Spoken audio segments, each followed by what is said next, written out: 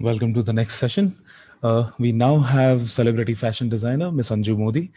Since 1990, Miss Modi has been an integral part of the Indian fashion industry, playing a vital role in the revival of traditional crafts and textiles. In a bid to preserve handicraft practices, keep its rich history alive, and empower local rural communities, each season of Anju Modi's couture and ready-to-wear collections are built around themes showcasing the extraordinary skills of Indian artisans. She was nominated for Marie Claire's Made in India Awards, Special Honors category, Best Craft Revival in 2008, followed by nomination for Marie Claire's Best Indian Designer Award, and showcased a collection at the Handloom Week organized by the Indian Ministry of Textiles in 2009. She was also honored by excuse me, Indian Council of UN Relations with the Excellence in Fashion Award. The topic for her talk today is I Dream with My Eyes Wide Open. Over to you, Anjuma. Well, hi, hello, friends, and a very, very good morning, of course. And the topic is such, which is kind of a little contradictory itself. Usually we dream when we sleep. So my concept is to dream with wide eyes open. And of course, that's one subject which I would love to explain to you people, as in why am I talking about a dream and how to keep your eyes wide open and what's there behind everything. Firstly, it's really, really interesting that I'm talking to this new generation. It's quite a generation gap, but all the more reason I would like to peep into your mind and share my thoughts too. I'm so very curious that how these Gen Z people, think, what do they want? What are their desires? What's the twinkle in their eyes say? What do they really, strive for? So let me share mine first. How did I start my career? With a dream in my eyes, with a glint in my, thoughts. So, well, it is quite a long journey. And I was very much, like you can say, without a penny and very much on the street, knowing nothing. And in those days, there was no technology around. So, well, I thought, let me start from where? And I just thought, well, what is my passion? What do I like? I always had loved nature, music, painting. In my early childhood, I was surrounded by Raja Ravi Verma paintings in my household. I belonged to Ranchi, which is a semi-hill station. So I remember going to these waterfalls and climbing the small little hills with my bare feet. And, that little, all the lots of excitement towards life. And I think I never lost that spirit of mine when I was kind of, when I had to face a situation when there was hardly, any rosy picture around me. It was, as you can say, the glass half full. I would say my glass was empty. Hardly some drops were there. So anyway, the spirit of mine is such where I actually thought that, okay, let me just make whatever best I have. And what do you say? What does the dream means? The dream is actually hope. It's positivity in your hope and a belief in yourself. So I believe that my intentions are pure. I love nature. I love music. I love painting and sketching. So I somehow drifted towards, the visits to the artisans in those days. And I started visiting them in their villages, understanding the, techniques behind the weaving and understanding the colors. So I started my journey in the South. I used to stay with my brother in Bangalore. And well, the language wise, of course, I didn't know any Tamil and Kannada or anything. So it doesn't matter, as I realized that design has no language. So with the little bit of sign language and a little bit of knowledge of English, I used to convey to the weavers my designs and my ideas. And, like in the very first endeavor of mine in a village of Venkatgiri, I changed the colors of the very age-old, typical, that pinks and very boring yellows and everything. So I somehow managed to convey the colors through the, plants around me, and I'll pluck some flowers and say, why don't you do this red? It's such a beautiful, that little orangish red. So somehow that natural thoughts of mine got converted towards new ideas, new designs, and these new ideas got sold in Bangalore, like, as you say, hotcakes. And the whole economy of that village was revived. And I think that is where I got the complete fuel for my dreams. I said, well, if my certain efforts are giving so much of satisfaction to myself, to the craftsmen. So I took that as my journey all along. And since then, I have traveled all over India, all the 24 villages. I have come to your Gujarat state also, to some 20, 25 years back, when even that earthquake of Bhuj hadn't happened at that time. So I came in those days, and I remember I had meager finances with me at that time. I was actually going through tough times in my business, my daily life, and whatever. But you just kind of say, all right, I'll tackle it later. So I was there in the taxi going to those faraway villages and always brooding, enjoying the nature around. And so I remember those lovely times when the little bit of rains will happen, and the jo pehli barish ki sugandh aap kehte ho, that bhini bhini sondhi mehek, or in those very hot days in the desert, if I get a glass of charge from the weaver, and all these kind of small little memories. I remember I used to get so tired. I will just sleep in there, that little rassi ki jo manji hoti hai, like in their cot, and just kind of get over my tiredness, and then I'll start interact with them. Used to stay with them in the night. So it is, I would say, what is there? What was driving me to do all of these things? It is being sensitive about everything. It's appreciating the nature. It is loving the new things around you. It's curiosity which propelled me to discover whatever is there. And I used to get intrigued by the techniques which we were never taught in any kind of school, which you are going to go to this institution and learn so many things, yes. But at the same time, I think the institutes will be sending you to the weavers and artisans. So they are the gurus of mine. And that's the beauty of our culture, our craft, that it's handed by generation to generation to the, till now. So we are the only country in the world where we are proud of our living craft. It's still alive. So all these experiences are there, which is like, small little moments in my memory. And that's what gives me those energy, that positivity, and, my desires. And I wouldn't even realize how things started happening. And, with the graces around me, with the love and care with my people around me, because my intentions were pure. I was very honest with my intentions, and I just went along. At the same time, what I realized, that I was quite fearless. And that fearlessness comes when you lose everything. You have nothing to lose. You fear for what? You fear for your your home, your loved ones, your money, your reputation. So somehow I take it as a blessing that I came to a point where I had lost my family people. I had to walk out of my marital home. I have to leave behind my son with my husband, with my ex-husband, and I had no money. So that dark moment also gave me the spirit to, live further, look ahead.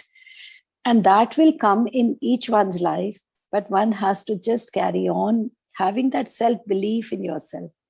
So that's what my idea of, like, all right, you can dream, but accept the realities, absorb the situations, and have that faith in the graces, in the cosmic, that it will be there to save you, to take you further on.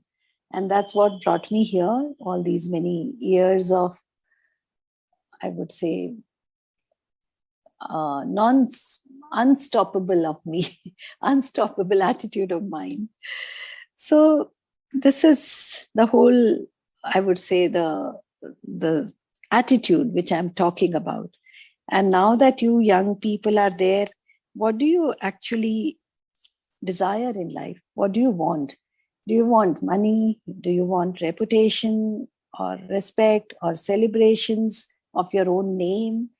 Or you want glamour? I would say these are all very, very superficial. You have to check within yourself. What do you want? Do you want to sketch? You want to do music? What kind of design side area you would like to pursue? So first be honest with yourself. And I feel any kind of artistic belief of yours is something where you realize that you are being sensitive. You have to be empathetic towards everyone. So that sensitivity will give you that, that unique eye to see things. It will give you that intuition, to understand what exactly is going to be what it is. That path-breaking ideas and that courage. So that sensitivity, that love and care, the love for nature, according to me, these are the attributes you can check with yourself, which I think every human being has it. So you just have to keep on, giving fuel to your sensitivity.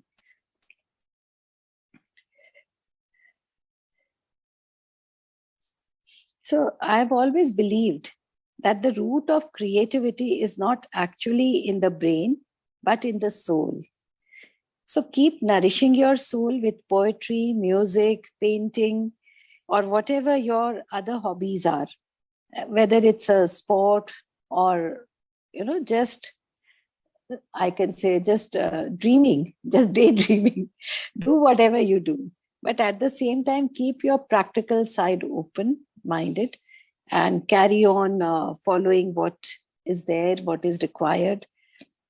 And the major attitudes which you need to nurture is, there are certain discipline. Even nature has that discipline in it.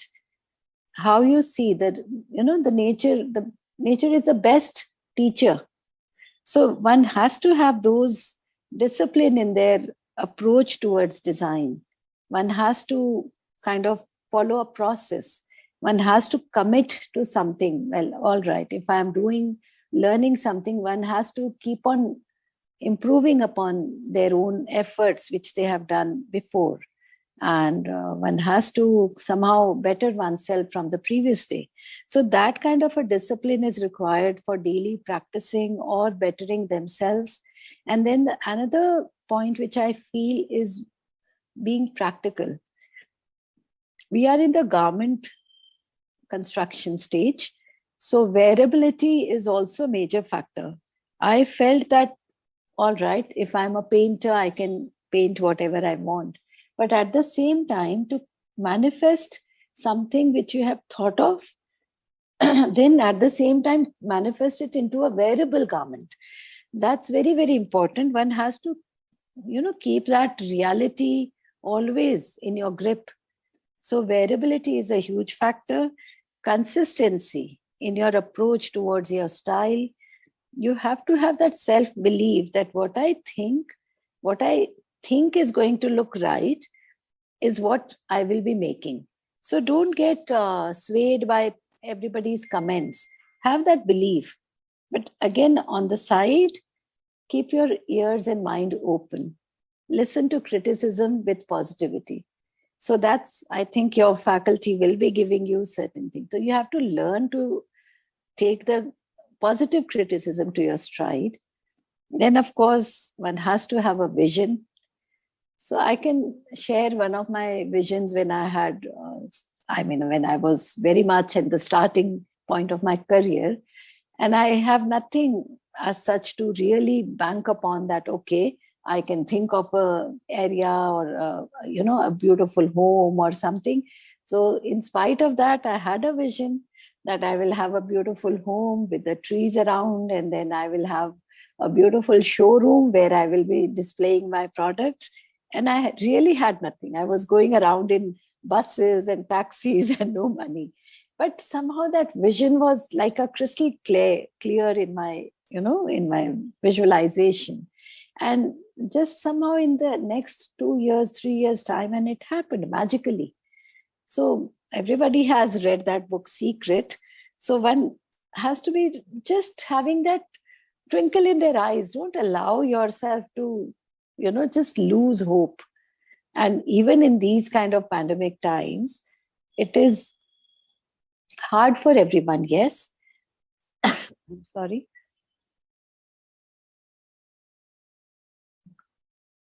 But one can see the blessing in disguise in these pandemic period, how it has changed the whole perception of the human kind. And the one effect that has this lockdown and COVID and everything has had on us is that it has, pushed the pause button, and each one of us has seen and experienced a new version of ourselves, more resilient, more empathetic, more human, and of course, much, much more grateful for whatever we have.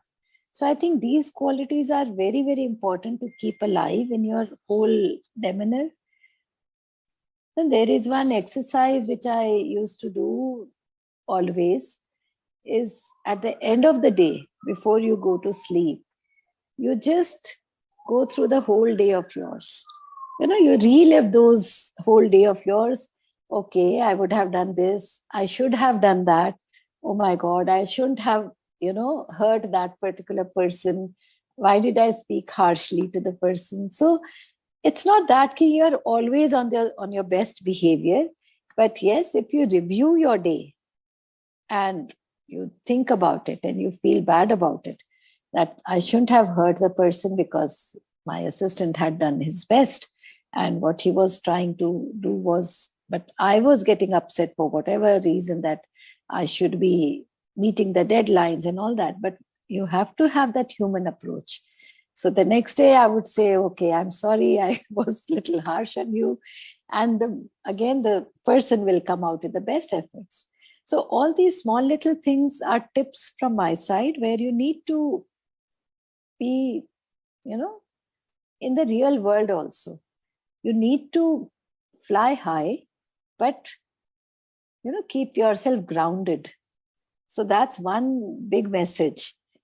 And of course, one more thing which I would say is keeping your mind open, totally. Keep adapting yourself to the new situations, new ideas.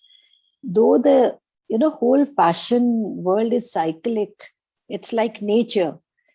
How the rain evaporates into thin air, and then again it rains and then dissolves into the sand, and then the seed happens and the tree happens, and again the tree flowers, the fruit, it's fructify, and then things like that. So it's cyclic.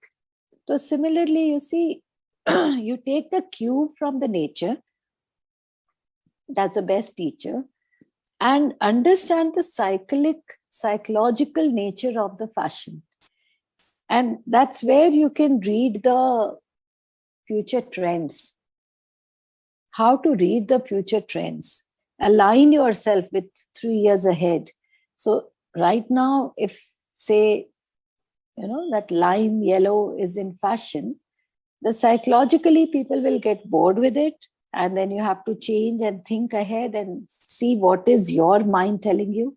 So these are all very intuitive things which I'm expressing. It doesn't have a formula. It is somewhere where you just have to be a happy soul and have that belief in yourself and read your intuitions. So it's something which can have that, free time. One has to give yourself somewhere around, I would say, 2 hours of your me time, as we say. And I usually used to get it a lot because I used to travel in the long drives. And I would wish that the drives should not end. I was never impatient.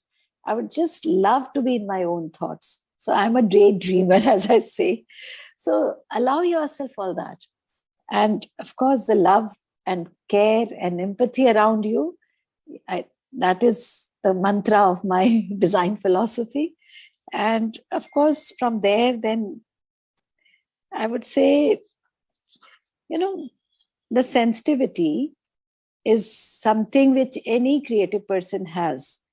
And that is where one has to understand that what are the beautiful moments of your day-to-day design feature. Again, the techniques, the scientific side of it has to be learned. You have to follow the certain principles of learning. That's why you are there in the institute.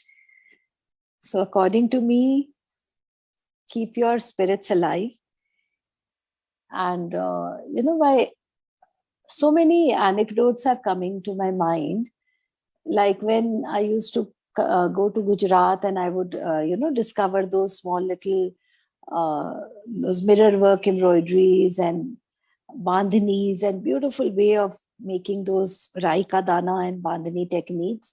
So I used to wonder, it's when will I ever get the chance to make something, a garment or whatever, where I don't have to worry about the commercials of anything, and I don't have to worry from where will I get the money to make that, my full, creativity out on a garment. And that again, my wish came true. And I got the project of Ram Leela from your very much Sanjay Leela Bhansali, who belongs to your state. And it was like a complete, surprise for me. I said, oh my God, he's wanting me to do something. He invited me over to his office in Mumbai. I went there with all my, little bit of my own sayings and, okay, I can do this or I can do that and things like that. But to my surprise, he was there, done a research on me, and he brought down all of those 20-30 garments which he liked from my collection. And he said, I love this, Sanjuji, I want this. And he showed me a collection of Meera, which I had done in 2011. And that was all based on Gujarat. So he showed me all those beautiful tie and dye skirts and those ajrak prints and everything. And he says, I want this. And then both of us together, we visited the Calico Museum. And then he was so excited and he had so much of belief in me. And, it made me believe myself again, because I was little scared. Oh my God, it's costume for such a huge film. It's for such a huge director. So somehow, if you believe in your colleagues, even if it is your assistant, like a lot of your people are interning with me right now from your university. So when I look at their eyes, I say, oh my God, they are so wide-eyed looking at things. So, but I have that belief in them. I gave them a responsibility. Okay, now you finish. I'm preparing for a fashion show right now. So I say, there's one girl who is with me, Unnati, from your UID, of course. So I said, now this is your responsibility. So the minute you give the responsibility, you give them that, that courage, that belief in their ability, they perform. So she's doing a wonderful job of certain detailings and everything. So the same kind of encouragement I got from Sanjay ji, and he said, you can do wonders. And he praised me to the, hilt. And that made me think of so many new ideas, that ignited so many new things. And that's how this dream of mine came true, that I don't have to worry about the finances. and I made the costumes which I really, really desired in my own heart. And it, propelled me to manifest it into an actual garment. And of course, there were hard times, there were challenging times. There is one like a time when I can share, when I thought I will just, have my heart attack kind of a situation. So once this song was being picturized, Lahu Muh Lag Gaya, and Deepika was dancing, and I had created that one beautiful layered skirt with a tie and dye, a red tie and dye circle on a white, and a white tie and dye circle on a red. So the skirt was moving beautifully, and she was doing that beautiful garba there, which she learned. And I saw the way she learned with her, aching feet, and the blisters happened on her bare feet, because the garbas, you can't dance with any jutis or any sandals. So on her bare feet, she learned. So anyway, she was, doing whatever. And then I had given her some very beautiful folk kind of an earring. And while she was doing her those spirited movements, so one earring got kind of thrown away, and it got lost in the whole of the huge set. And Sanjay ji announcing, okay, find her earring, there is a continuity, one has to have that. And well, he said, then he called me. I was in Bombay only in that time, not on the sets, of course. So he said, Anjuji, I want a duplicate earring of that, because we have lost one. And I said, oh my God. So, well, luckily I had one in my Delhi office, and it was just 5 minutes before 9 o'clock. And my team was working there, and the office wasn't closed. I called them. There was one duplicate earring lying just like that, just by luck, by God's grace, it was there. I asked my team, one of them, to fly down and give it to them in the morning at 8 o'clock. So that was, again, a big lesson I learned, that one has to have a backup plan. And that kept me going for all the other scenes. I had to make 2 or 3 duplicates of whatever we have made as a costume for the continuity. That's another learning. And, like the shooting happens for continuously for the same song, for the same dialogue for 2 days, 3 days, and it's cut till it finally gets scanned. So the costumes need to have a fresh look. So I had to have a duplicate ready. So all these were very challenging, but at the same time, learning time for me. And one very, very big lesson I would say I learned out of this movie making costume was that all the creative minds have to collaborate together. I used to think of the costumes when we were listening the script, everyone was present, and the set designer is thinking of the sets behind, what should be there, which should be complementary to the costumes. And then we have to understand the situation, the emotions of the person, and the period of that particular scene. What period? Like in Bajirao Mastani, it was some 16th century period. So I had to transport myself back to that period, mentally, so that I can think from that time space. So all these were huge learnings. And then these 4-5 artistic minds collaborate, then of course you come to the third dimension of creating something which you can't do alone. So my huge gratitude towards the this filmmaking project, towards Sanjay ji, who was a taskmaster, yes, a perfectionist, but because of that I could pull out the best version of myself. So if your, I would say, your faculty, your mentors, if they kind of are a little harsh with you, you don't need to be, discouraged. That means they have that belief in you that you can do better. And I set my own standards now, where I realize that you have to better yourself. I am the best critique of myself. And I started setting my own standards year after year. As we say, your last fashion show is your, every designer is till the last fashion show or till his last collection. So I have to better myself. So it's a continuous evolvement of your own self, your own demand with yourself. That is very much required.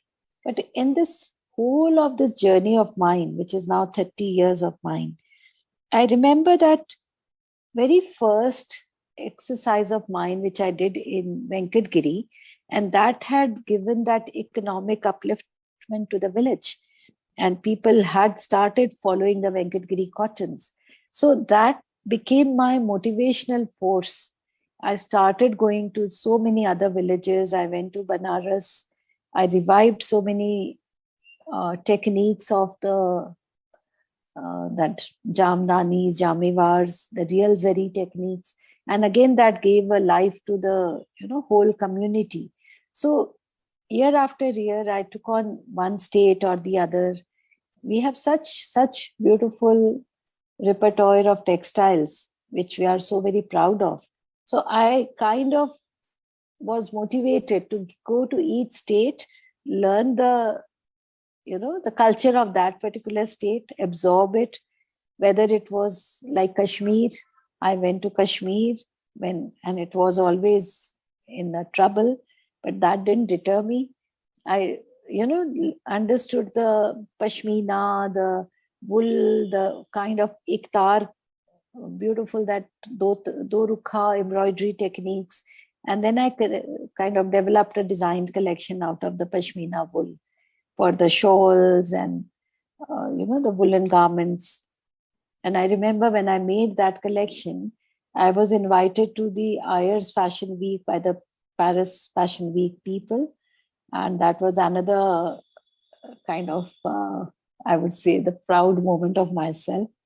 And there are many proud moments, of course, like so many awards and Filmfare awards and Toyfy and everything.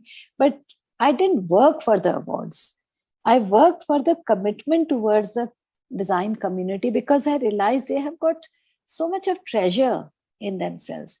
And if I become the tool to unearth that, and if I can make something and make India proud, so that is my actual reward.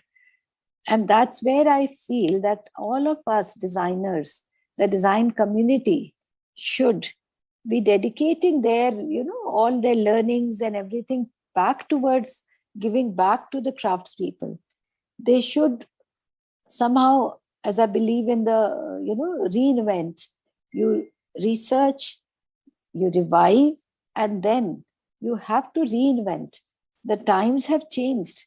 You are the so many 3 generations beyond people. So I would say I would love to have your version of the new design ideas and then convert them with the interacting with the artisans, whether it's Ajrak print or Bandhani, or you go to Madhya Pradesh, you go to Andhra Pradesh, Kalamkari, and somehow give them a new language of new design ideas. And you must believe in this fact that then India will be celebrated and respected all over the world. This will give us that kind of that platform, the world map platform, where people will buy for our products. And that is a very, very Gandhian philosophy, which will revive our economy. We should be proud of our handmade products. What I think, one should believe in the technology and the yesteryear's pride of these knowledge of indigenous technique of the craft. And the responsibility is now on you people. How do you marry these two? In the name of the technology, one should not forget their past, from where they are coming. So you bring along that with you, study them, respect them, understand your beautiful craft and have the real proud moment in those things, but give that your design version, change it. And that's what we have been doing. all these many years, but that's what is kind of putting me on the path all the time. So I would say, I would like to now conclude my thing is, well, I think I consider myself a student of design more than a master still. I am still a student. I would still like to learn so much more. And I have to reinvent our, this heritage craft and give the complete livelihood to these villages and craftspeople.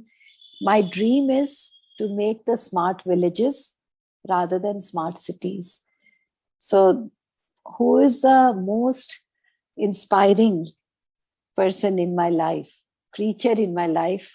If any one of you can guess it, which I think it's tough to guess, but I remember reading a book, Jonathan Livingston Seagull. Everyone has read it. That is my, inspiring force behind everything. And the way you have to keep on excelling yourself, and the excellence, to strive for excellence is the real meaning of life. You have to keep better yourself. You have to keep on making a unique version of yourself every day. And that gives you the real meaning of life, real joy in life. And I think that is my final thing, that you dream with your eyes wide open. So thank you so much. Thank you so much, Anju ma'am. That was really inspiring and beautiful talk. I think we have time for one question. Yes. As designers and who are interested, especially the ones who are interested in the revival of crafts, we tend to see a lot of it is being revived, but it is more or less limited to the ramps and coming to the mainstream and being accessible to the regular common folks for which it was originally meant for. How does one strike a balance? Because there is also the economic viability of the practice, and at the same time, how do you make it mainstream and accessible for everybody? Because for a craft to survive, it has to have as many patrons as it can. It can't Yes, be just yes. limited to so how does one do that? Well, that is what initially I faced the challenge as. Like, well, I'm changing, I'm doing something, and so much of efforts goes into, reshape the design. So after that, the craftsmen feel little disheartened if they don't get many orders on that. Yeah. So since now our fashion industry is growing, and as you know now, the Aditya Birla Group, the Tata Group, they have come into, collaborating with the designers. So that is going to make the multiple versions of that particular garment. And the design has to be, we are the people who are developing a prototype. Understood. So the corporates, the industrialists, they have to come forward and convert it into multiple. And there is a requirement of marketing it. Of course. And there is this digital world all over again, where you can, in a way, it's a good thing that with one digital picture, you can reach the whole world.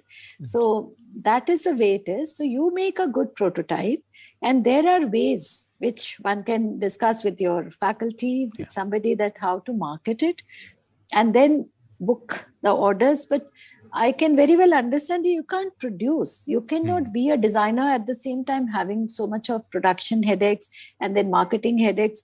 Though I did it all in my time, and I somehow managed to handle all aspects. But by God's grace, those were little simpler times than today. But today, I think each designer, after creating something, they have to attach themselves with one corporate, one design house, so that your design idea can then be produced in multiples and then sold accordingly. Great. It was there was a few questions about the films, but I think you have answered them all as you were Right. in your anecdotes. So I think in extension, as you were saying, a collaboration with corporate houses is one of the keys of taking it to the masses. Same way, I think films play as much an important role in reviving and showcasing certain crafts, which are, as you said, Sanjay Leela Bhansali very astutely portrayed the entirety of that region of Gujarat in his films, and same what he did with Bajirao Mastani. So, is there a need for filmmakers who are as much sensitive to the regional crafts and the regional cultural heritage? And so, Yes, there is a need because cinema has the power to transport oneself into another world and make things larger than life, and one somehow follows it a lot of it. So there, after this two costume making exercise of mine, Ram Leela and Bajirao Mastani, and I must humbly accept that Sanjay ji was praising it full heartedly and saying, because of your costumes, these films had made a mark as what they have made a mark. So that has become a kind of reference movies for all the movie makers and the students. And I'm so very proud to be a part of it, because now every movie maker is trying to take the authentic, the costumes and the craft, and they realize it. After that, so many came, like Manikarnika, that Kangana's movie, then Kalank was there, and then these web series are coming, which you can see. A Suitable Boy was there. So people are realizing, and what it is celebrating is the core of our craft, the beauty of our craft, which is timeless. Since last thousands of years, these things are there. So I would say explore your history also. Go to the museums. Go to those different eras where you can go to those gully kuchas and discover things for yourself. Indeed. And then convert it, however. Indeed. Thank you so much. You mentioned the twinkle in the eyes, and I can very fearlessly say that it never left yours. So that's yeah, to be fearless, to be immersive in one's learning and in one's observation, to be a happy soul, and to have the self-belief, and to never be a cynic. Thank you so much. Yes. These were the messages I think we should all be taking from your talk. Thank you so very much for your time, and we really look forward to have you on campus someday. Thank you so much. Yes, surely. Thank you so much.